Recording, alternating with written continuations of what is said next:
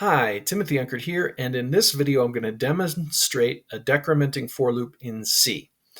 I've already included my header file and I have my main function created.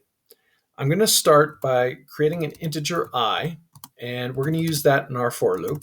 And I'm going to say for I equals 10, I is greater than 0. So this will run as long as I is greater than 0. And each time through the loop, we're going to decrease I by 1. And I do that with the minus minus there.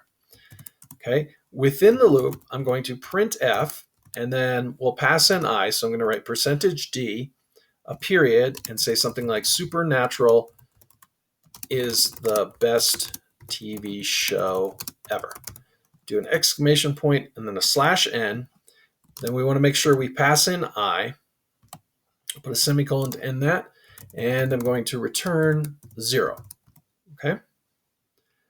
All right. So now we'll open up a terminal